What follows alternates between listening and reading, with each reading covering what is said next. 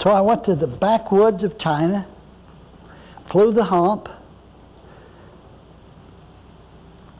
and there I had as an interpreter a most wonderful man. He was a Taoist master. Now, I didn't know what a master was. Had no idea what a Taoist master was. But everywhere we went, people would recognize this man. And they would bow in front of him. Children would come up to him and laugh. Just laugh. And hold his hand and laugh. And I said to myself, boy, I've got a good interpreter. And I'm going to learn about China, and I'm going to learn what makes this man behave like he does. Now, he was fat, and I wanted him to get in shape like a good second lieutenant wants his soldiers to get in shape. I was going to have to live with Chinese troops out in the field with Chinese troops, not Americans. I had to eat Chinese food. I had to eat with chopsticks. And my only luxury was Mr. Shore, who spoke English beautifully and spoke Chinese well. Now, I found out about Mr. Shore. I found out that just 2 months before he joined me, his wife had been killed by the Japanese. His wife had been raped to death by the Japanese, and his daughter too. Now, Mr. Shore was a Taoist master withdrawn from the organization to preclude that question. He was withdrawn and had married. So I went to his tent one day when he was supposed to be exercising, and he was doing Tai Chi. Have you ever seen Tai Chi? It's the most unexercising exercise that ever was. It is not designed to take fat off your tummy and to put muscles. It's designed to coordinate the eye with ear, with the thoughts, with the sounds, with the sky. And he was doing his Tai Chi when I went in. And I said, Mr. Shore, why are you such a happy man? He said, I'm supposed to be. Why should I be?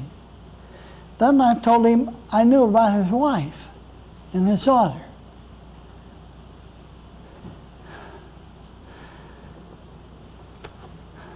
And I said, we Americans don't appreciate that. We think that you should be more respectful of your wife and your daughter, and that you should have a long and mournful face. And he said, well, I understand you are a Christian Scientist. Now, how did he know that? This is the backwoods of China.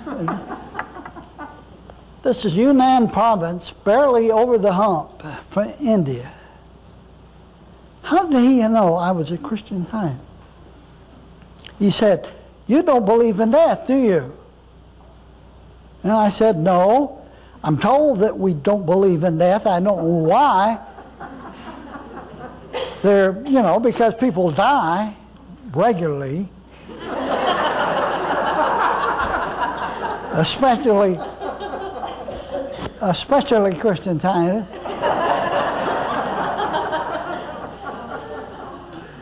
He said to me,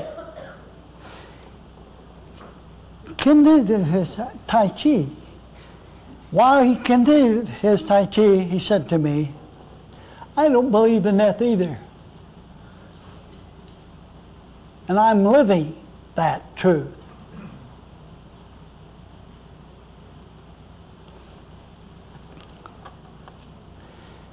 There is a gentleman here in attendance, probably the senior in attendance. I can't read the name, but his name is Joseph Dowler. Joe, are you here? Hi, Joe. God, it's good to see you. Joe, Ruby is here too. Ruby is right here, right now. Ruby is closer than she's ever been. And that's a fact, isn't it? Death is not what it looks like. And neither is life. And neither is this three-dimensional space-time continuum what it appears to be. I said to myself, and Mr. Schur said, I am living my philosophy, why don't you? Then I said, boy, have I got a great interpreter. And I'm going to stick real close to him. And I did. During the almost 3 years that followed, Mr. Schur and I were close together. I saved his life. He saved my life. Later on, when he had a chance to not be in combat, he chose to come with me anyway, to be in combat.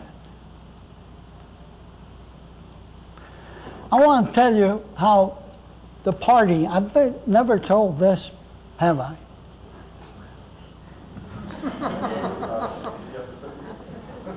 I want to tell you, I say it all with Mr. Schur because I wanted to know what he knew. And he taught me a lot. One day when the Japanese were coming up a valley and it appeared we would be captured.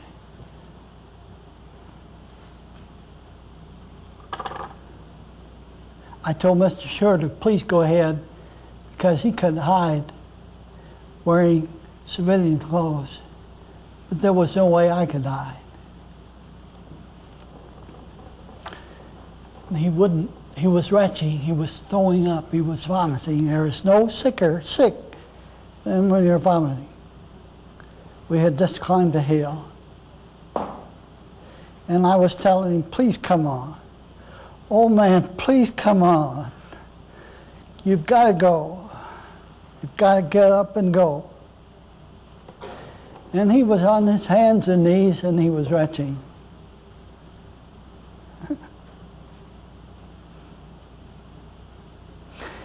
And he pointed to the mountains.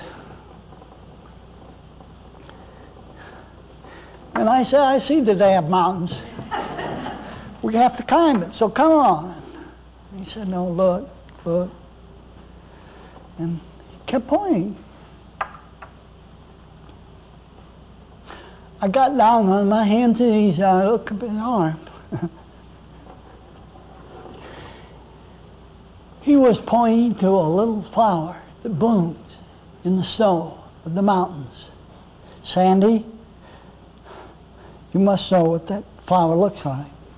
Sandy, you and Earl and Tommy live up in the mountains, Colorado. He pointed to the flower. He said, do you see that little blue flower? Just when the sun hits that area, it blooms. And tonight it won't be blooming. And it's exceedingly good fortune. Exceedingly good fortune. I said, we got to go. Somehow we got out of there. On another occasion, we were riding our mules into a little town, and off in the distance we saw what we thought were children running around a tree, catching the leaves. And by this time, I was good at teaching Mr. Shore. Yeah, you crazy people, look at you, out catching leaves. It's the only tree in the country, and you're out there catching the leaves. As we got closer, I noticed it weren't old men. I mean, they weren't children. They were old men. And they were so happy. And they were running under the tree. Every time the wind would blow loose a leaf, they would run to catch it. And it's hard to catch a falling leaf. But it's exceedingly good luck. It's exceedingly good fortune to catch a yellow leaf. Not so long ago, a man from Minnesota came to visit me. He was so serious and so earnest, and he had such a long face.